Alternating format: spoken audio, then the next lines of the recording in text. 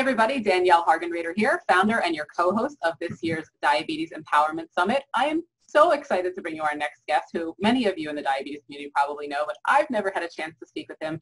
So I'm going to read you his bio and we're going to get right into his expertise. So Dr. Bill Polonsky is president and co-founder of the Behavioral Diabetes Institute, the world's first organization wholly dedicated to studying and addressing the unmet psychological needs of people with diabetes. He's got a lot more amazing credentials in his bio, but I just want to get right into the good stuff. So Bill, thank you so much for taking the time to chat with me today. How are you? My pleasure. Glad to be here. I'm fine and happy to be of help and to chat with you. Ready to do it. Awesome. So for me, my curiosity comes from, and I could be wrong here, but you do not have diabetes. Is that correct? Before I make any assumptions? I do not have diabetes. So when somebody... I apologize. I'm so sorry. No, please don't. A source of great embarrassment all these years. Still. I didn't mean to make the first thing I ask you a source of embarrassment. Oh, but what I really love is because I have interviewed lots of people who don't have diabetes but care for us, those of us who live with diabetes, in such a sense and a way that is clearly you care a lot. So can I ask kind of what made you care so much about the mental and emotional needs of a population of people like us with diabetes that was largely unmet and still continues to be? Because I'm grateful for it. I just want to know why you are into it. Yeah, I mean, I wish I had a personal story, at least back when I started. I mean, now I do, because I've many of my closest friends have diabetes.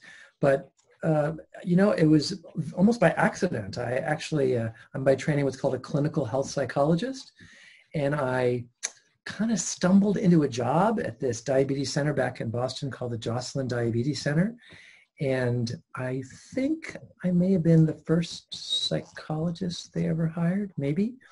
And they weren't even sure what to do with me, and I wasn't sure what I was supposed to do. And I still remember the very first day at work. I went, oh my God, how do I do this? And I remember I would just walk up to people in the waiting room and say, I wonder if you have a few minutes, could you tell me I'd introduce myself and say, what's living with diabetes like for you? And the first person I asked looked at me in surprise and said, thank you. And I went, me? What do you mean, thank you? She goes, well, no one's ever asked me that question before. I knew you were going to say that's what she said, because yes.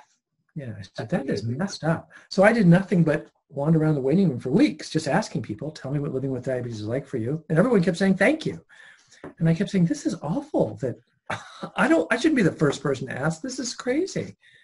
And I continue to be honored to this very day, how people have been willing to share their stories with me and their challenges and their journey. And I just fell in love with what I was doing.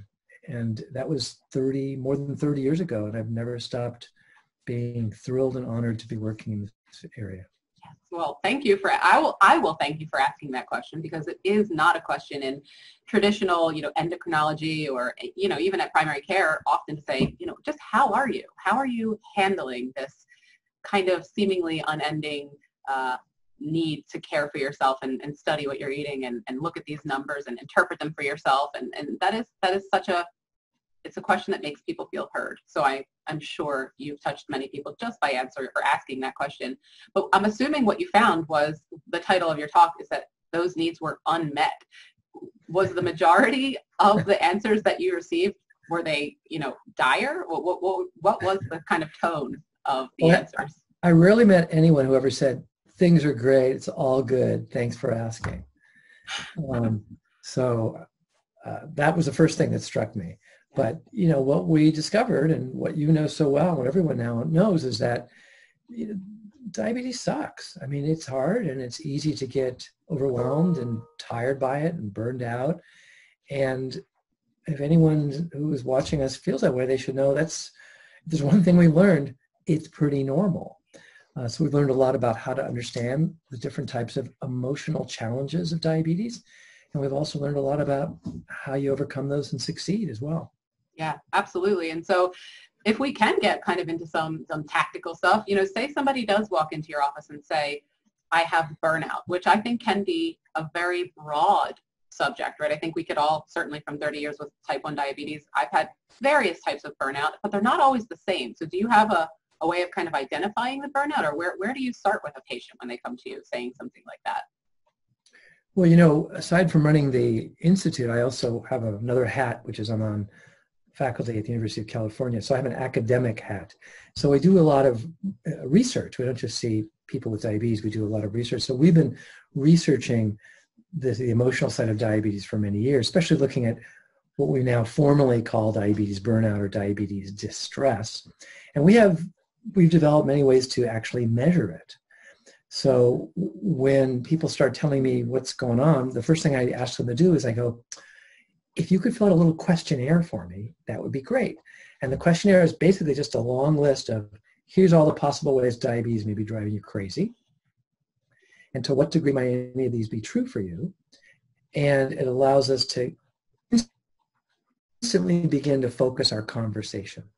And if anyone's interested in finding out more about that, here's a free and kind of cool resource. All they have to do is go to this website. I could do it on our website, but the easiest one to go to is to go to diabetesdistress.org. Might be com, but I think either of them will work. Diabetesdistress.org. And when you go there, you have to probably click a couple buttons. It's totally anonymous, but eventually you'll see you can fill out one of our 2 diabetes distress scales. So there's the original one, which we typically think of for people with type 2, and the newer one called the type 1 diabetes distress scale. And then you can just fill it out online. It'll automatically score it for you. And it'll tell you, hey, it looks like here's some areas where things are really driving you crazy, or here's where you're doing well, and maybe you aren't as distressed as other people. So it isn't going to solve all problems. It's pretty limited, but it's a good place for people to start, and it's something we use all the time. Yeah, that's fantastic. That's a resource I didn't know existed. So I actually took a note while you were talking, and I'm definitely going to be recommending that to people, because I think taking stock of where you are is also so important if you want to move forward, and also identifying those areas, because I think oftentimes those of us with diabetes, and I think it's a human thing too, is that we don't focus enough attention on the things that we're getting right, like you said, which is something that questionnaire will point out to people, because I think is that what you said? It'll tell you. Well, I mean, again, the website's limited. I can tell you when people fill this out for me, one of the first things I like to say is there's a whole lot of items here where you have indicated to me this is not a problem. So I start by saying, congratulations. Whew. We can take that on the list. For whatever reason, you figure that one out, so we can move on to the other stuff. But we always want to, and it's something I tell my physician and other healthcare professional colleagues all the time, start with the congratulations. I mean, you know, when people walk in and have horrible glucose numbers, you start by saying, this is awesome that you have glucose numbers. Yeah, it means you're alive. Yeah, well, it's awesome that if you are still poking your finger, it's awesome that you're still poking your finger and that you brought in numbers for me to see. It's awesome that you're bothering to wear a CGM. It's awesome that we have something to look at, because these numbers are not good or bad, it's just information. But we start with the congratulations. I love it. And I love also that you just said kind of one of the, you know, number one foundational kind of tenets of living, at least for me, living joyfully with diabetes, is taking the self kind of the value or your own worth or your own kind of character judgment out of a number. Like you said, one thing I always say about food and numbers is neither one of them have morality. Neither one of them is inherently good or bad. That's a human characteristic that we as humans put on those things. And I love that you said that. I'm sure that helps so many. It's terrible that somehow, especially in diabetes, we treat these numbers as if they're statements excuse me, they're statements of self-worth. Yeah. Like if you have a high blood sugar or high A1C, or your time in range is low, you're a bad person. I mean, we don't do that with people with other chronic illnesses. We don't do that about someone whose blood pressure is out of whack. We say, wow, that sucks. Let's see what we can do about it. Right. And it's absolutely maddening. It's been going on for a long time. We're doing our best to fight against that. Yeah, absolutely. And so I've, known of you for a long time, and I've seen some other interviews that you've done. And one of the things that you mentioned are ATM, which are actions that matter when it comes to behavior change. Because I think when you're living with diabetes and there's something that you want to change, right, it's usually a behavior pattern, right? That's what the Behavioral Diabetes Institute. Can you go a little bit more into kind of focusing on the actions that matter kind of versus just kind of willy-nilly, just throwing spaghetti at the wall and seeing what sticks? Sure. Well, if you don't mind, let me tell you a story Yeah, of as course. a way to set that up. Great. So after one of my colleague, Dr. Edelman, does these big programs called Taking Control of Your Diabetes. They're these wonderful one-day programs. And I remember being at the end of one of the programs one day, and I met this nice gal, and she said, boy, what a great day. I feel so inspired to start engaging with my diabetes. And she said, Bill, I heard you well, that because I've been so disengaged for so many years, so burned out, that if I'm ready to get up to speed with my diabetes, I shouldn't try to do everything at once, that I should just try to do one thing at a time. I should take one step towards a healthier life. And so I thought about it. What can I do? What's manageable? What's possible? And I decided I'm going to start immediately that I'm going to start drinking more water every day. Now, this is a woman who had type 1. Her A1C was about 14%. And so I said, wow, that's great. You want to do something, but I just want to give you some important information that odds are good. You've heard too much, actually, that to manage diabetes effectively, there's probably 100 different things you should do.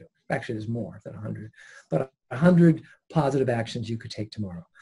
And the only thing I want to warn you about that you may not have heard is that those 100 steps that you could take, whether it's exercising regularly, making these kinds of changes in your diet, checking your glucose more, checking your feed, they're actually not equally important. And since we all know that starting tomorrow, you're just not going to be able to do all 100 of these because you have a life, that you're going to pick and choose, it might be nice to know which are the actions you could take that are going to give you the biggest bang for your buck. And that's going to differ somewhat from one person to the next. So, and I said to her, from what I know about you, and of the 100 things we know that you probably could do to get to a safer and healthier place with your diabetes, I just want to let you know, drinking more water every day might be number about 100 on your list of 100. And she went, what? I said, yeah, it's just not going to help that much. I understand you want to drink more water every day because you have an A1C of 14%. You're probably freaking thirsty all the time because you're peeing out so many calories. And she goes, well, what's up on the top of my list? What are the things that can really make a difference? I said, well, let's think about what some of those are. Do you know about your numbers? Do you know how well or poorly you're doing? She goes, yeah, I know. Okay. You should stop smoking. She goes, well, I don't smoke. I went, oh, congratulations. Number 3, are you on the right medications and are you taking them? And she went, well, no. And so we had a long conversation about her mixed feelings and conflict over insulin all these years. And I just said, look, if you want to have a really big bang for your buck, if you want to really see your A1C coming down, your blood sugar is better and feeling better, well, we should talk about insulin in your life. You have type 1 diabetes and you're taking very little. So she went, okay, that makes sense. So I didn't really need to convince her that much. I just wanted to say actions that matter, we can think about it as what we call individualizing it for helping everyone create their own personal bang for your buck list. And she could still pick anything she wants, but she needed to know what was going to really matter the most. Does that make sense? It does make sense. It makes total sense. And it's funny because anybody who's watching who knows me or has worked with me is going to be like, because I'm known as like the water aficionado. I'm known as the water pusher because I personally have had a huge kind of health change from having been dehydrated for so many years. And now I'm quite intently focused on making sure that I'm drinking a lot of water every day because I can personally notice for myself. But I think that's kind of the thing, that makes a huge difference in how I feel energetically, how my blood sugars are, because if my energy is low, I'm not going to pay so much. So for me, I know that an action that matters for me is drinking that water. But I can totally, and what I like about what you're saying is that it's very important for each of us to do some self-exploration, right? Hopefully I would say from a place of compassion, to find out what the actions that matter to each of us are. Is that a good interpretation of what you said? Okay. And I want to be clear with you. I wasn't saying to her, and I won't say to you, that being well hydrated every day isn't important. Yeah. But if you have minimal physical and brain space to begin to make positive changes in your life, you should know, she should know, for someone with an A1C of 14%, that focusing on being hydrated isn't the most important step she could take. For A1C isn't the one that's reduction, going to give of her the course. biggest bang. So that's what we're. Oh yeah, totally. No, I just thought it was. I just thought it was funny. Yeah, no, I wasn't. Yeah. I was just saying, I like how the connection is that, because I do love to teach people. You know, you can spend all the time you want with your doctor. Well, not really, but I mean, you know, 8 hours a year, maybe. But the whole rest of those hours are mostly, the onus is on you to figure out what you need. So I love having to teach people to have a team of doctors that they feel like they are on a team with. You know, we're all kind of team players on this team. And then when you're out of the office and you're out of the locker room, you feel some sort of confidence because you did take the time to explore what works for you. And that way you can kind of move forward feeling a little bit more empowered, for lack of if you're lucky enough to have, I was going to say, if you're lucky to have healthcare providers who actually talk to each other. Yeah. Because people I know at multiple healthcare providers often just feel more confused because they're getting mixed messages. This is true. And we talk in many other interviews about how important it is to, you know, vet your healthcare providers and to ask them questions. And, you know, I personally didn't have an endocrinologist for over 10 years because my primary care physician was really great and she allowed me to do my self-management. And it wasn't until I decided to go on a pump that she said, you know what, I never wrote orders for a pump before. I'd rather you go see an endocrinologist. And luckily I found one that I really like. And so but it can be a tedious and overwhelming task to add to the list to have that. Yeah. So yeah, go ahead. Do you have something to add to that? I'd love to hear it about finding a great doctor. Oh, other than yourself. I like that idea, finding a great doctor. I could talk endlessly about how valuable that is. I always have many more stories, but maybe we should wait because you really want to direct us somewhere. Oh, no, I want to hear what you have to say. Yeah. I do want to tell you a story. Yeah, I'd love to. So here's a great study that was just published last year. And it was with people with type 2 diabetes, not type 1, but is it going to be relevant for type 1? Of course. So what they did is they looked at more than 600 people with type 2 diabetes who had been just diagnosed within the past year. And they asked them, they had them fill out a little survey, which was basically, what do you think of your healthcare provider? And specifically, they asked them questions about communication, about empathy. Do you feel like your doctor listens to you? Does he take the time to understand where you're coming from? Does he, you know, those kinds of questions and issues, really about empathy, trust, clear communication. But then they followed this group of patients, these 600 plus people, for the next 10 years. And they said, gee, I wonder if how people filled out that questionnaire 10 years ago is related to how they're doing now. And what they found and what they published last year is just blows me away. Turns out that in this group of folks, again, it's never been replicated, but it's still impressive to me, in this group of people, those who reported that their healthcare provider was relatively empathetic, was a good communicator, they really felt like their healthcare provider and they were on the same side, they were twice as likely to still be alive 10 years later. Wow. So, and when we think about outcomes, we can talk about time in range and A1C and not running into complications, but not dying is a biggie. Seems like really up there at the top. Yeah, so there's been a lot of research to look at sort of physician and healthcare provider empathy. A lot of it comes from your hometown, by the way, of Philadelphia. But this study has just blown us all out. I mean, this was just amazing. So hopefully we'll see more things like that. Hopefully, and hopefully, you know, other medical professionals are reading it, you know, because I think empathy is, as far as it goes, it's very difficult to take advice from anyone, including a doctor, if it's not said with some level of humanity. And so I think that is something that I think it's a skill that can be taught. Clearly you have it. I don't know if you needed to be taught it or not, but you seem like one of a very personable person, but a lot of doctors aren't. And I have a lot of clients who are afraid of their doctors. I mean, actually literally fearful of even asking. Just for example, there are about 4 or 5 people on this event alone who come to find out they were misdiagnosed as guessing for type 2 diabetes because of their age, their weight, their race, all of these other things.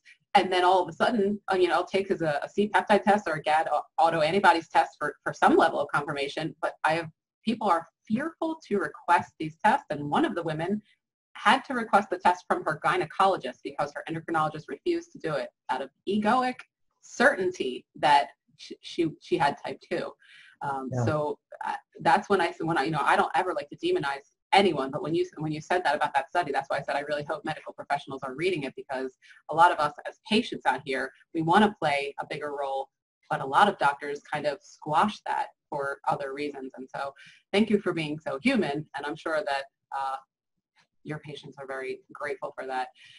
What I'd also like to do, because you said normalizing burnout, another thing that I'd love to bring more normality to is seeking mental and emotional help. So what do you say to folks who say, diabetes is a physical disease. Why would I need mental and emotional help? That doesn't make sense. Even though to me and to you it makes sense. What words might you have for somebody who's watching this that says this, although this might sound interesting, it just doesn't make sense because diabetes is not that type of disease. Yeah. Well, I actually think most people with diabetes kind of get it. I think it's more healthcare professionals who don't. I mean, as you and I know, diabetes is a behavioral disease, meaning that, and I don't mean that your behavior causes it. I mean that there is few other chronic conditions in the universe that require so much time and effort for the person who's living with it every day. In fact, we know one of the reasons we talk about diabetes burnout, I always like to tell folks, is that, the day you develop diabetes, whatever age it was, the universe just handed you a new job to do. And here's this job. By the way, it's going to take a fair amount of time and mental energy. There's no pay, no vacations, and you get to do it for the rest of your life and just sort of, tack it on to all the other responsibilities you have in your life. So it's work, and so it is behavior. And so the fact that that life gets in the way, that sometimes just not having the ability to afford your care, or not having resources in your community, or not having the interpersonal support that all of us need just to get by, much less to get by with diabetes. Or again, the ways in which, emotional hassles and just stresses and strains make it hard. Diabetes takes time and energy, and when things get in the way, life gets in the way.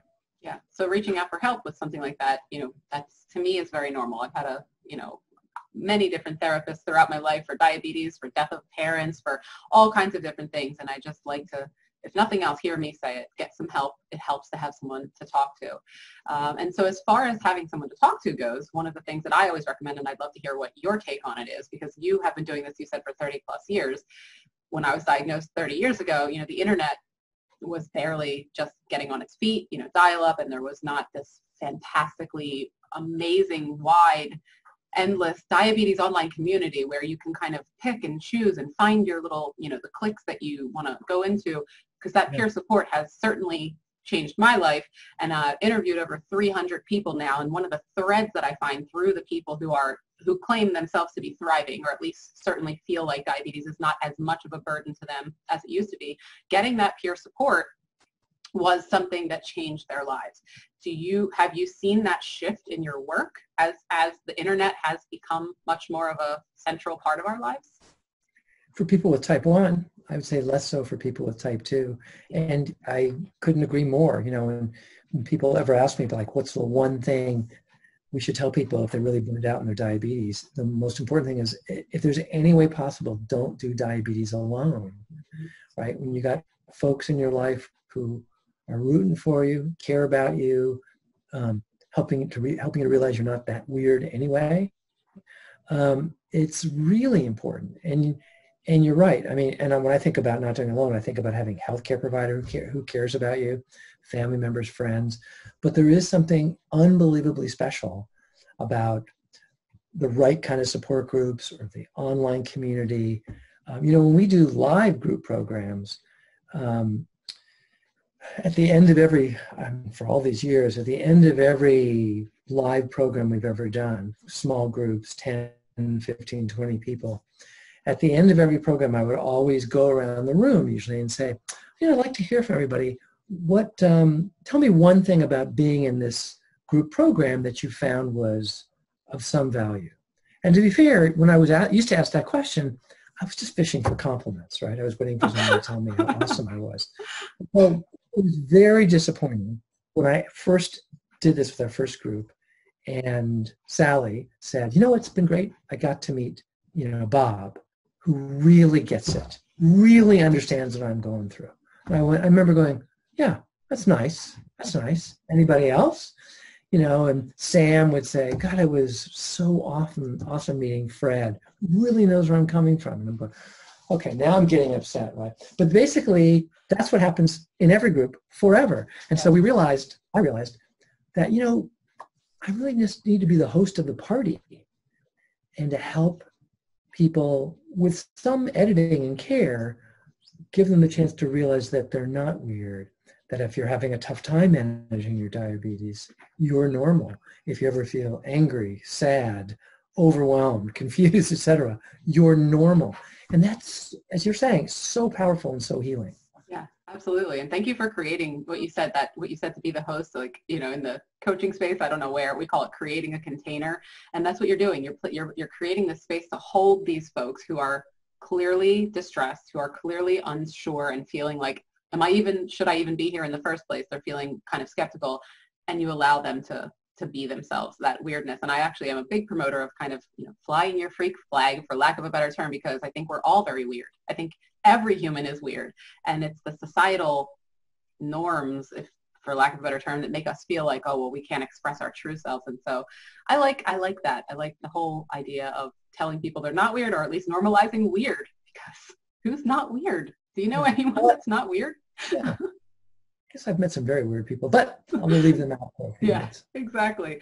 And this does touch on one thing that you said that made me think, because I have a couple of people with type 2 on this event as well, because I personally don't like the separation between types in the sense of community. I think we have so much to learn from each other. And you said that not so much as far as peer support available in the online community for type 2, which I agree with.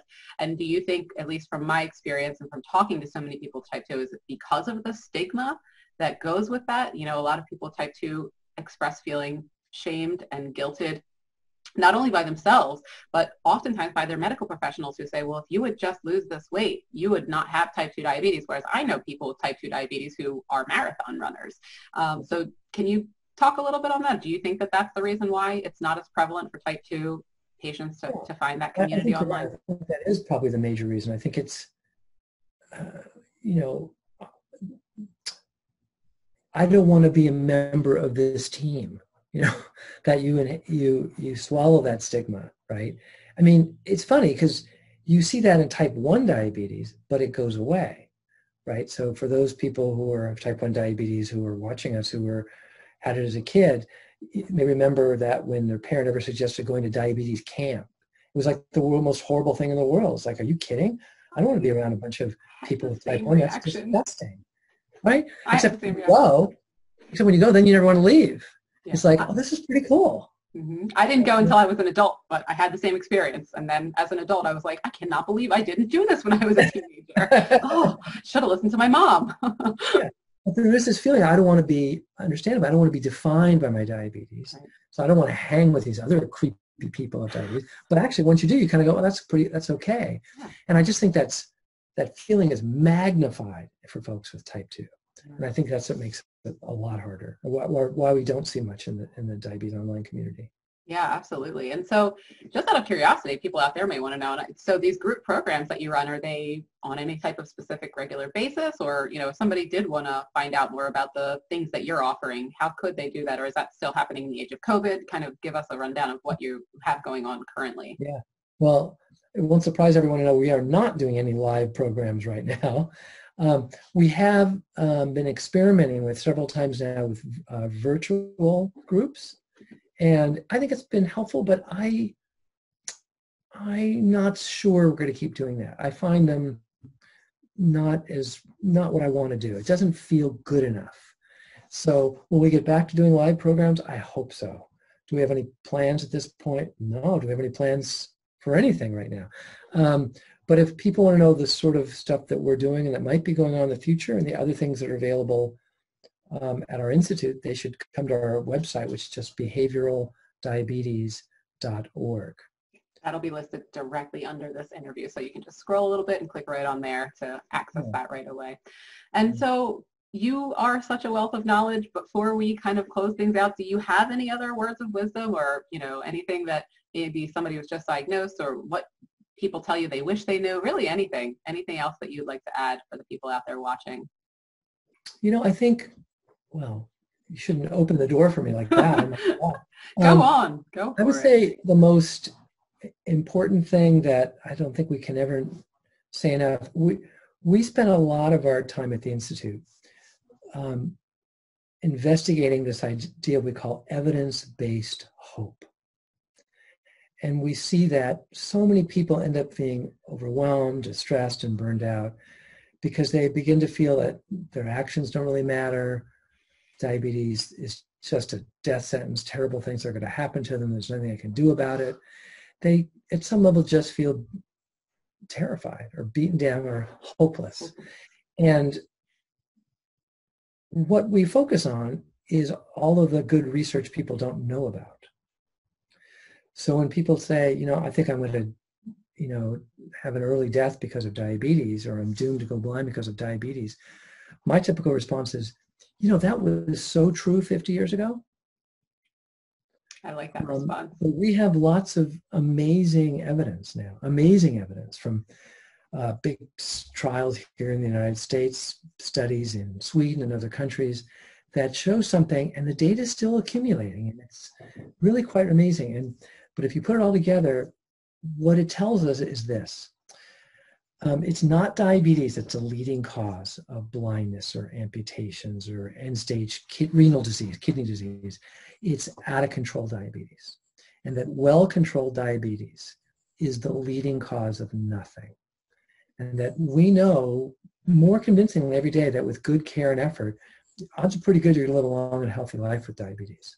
And let me just highlight that with the most recent study from what was called the Edict trial, which was looking at people had type 1 diabetes for about more than 30 years, but they had been involved in this intervention study that helped them to have pretty good glycemic control, but helped them to stay engaged with this really awesome healthcare team over the course of all these years. And these people have unbelievably low risk, not risk, but they have very, very few have run into long-term complications. But what's amazing when they looked at this outcome I mentioned before, which is death, that the last time anyone looked at this data set, it turns out the people with type 1 diabetes in that study, their risk of having died was less than a matched group of people who didn't have diabetes. So for the first time, we're seeing the first signal of something potentially really powerful, which is that, well, in the words of one of our old physicians from 100 years ago, he said, you know, the secret to living a long and healthy life is to develop a chronic disease and take care of it. So I love that. If you have diabetes, you're not at risk for scary, scary things happening, but it does mean that, and we have to be careful how we say this, because some of the reasons those occur are things we don't understand. But we do know that glycemic control, cardiometabolic control matters a lot. And so we can say with honesty and clarity and evidence that with good care and effort, odds are pretty good you can live a long and healthy life. And that message of hope is desperately needed. And we all need to be talking about this, because that's why you'd be putting into energy to manage your diabetes, right? I mean, it's worth it. So that's, I think, the most important thing I'd want to share and encourage people to consider and challenge your own physicians about. You know what? I have nothing else to say to that. Thank you for sharing that. I remember the first time I heard that quote, and I thought it was you that was the originator of that quote, that the only thing that diabetes causes is nothing, unless that changed my life probably about 10 years ago. So thank you for that. And for anybody out there who's just hearing that for the first time, latch on to that. Latch on to that belief. It's worth it. You're worth it. Bill, thank you so much for taking the time to come on and chat with me today. And everyone out there, I hope you enjoyed this interview as much as I enjoyed conducting it, and stay tuned for more amazing content. We'll see you soon. Thank you.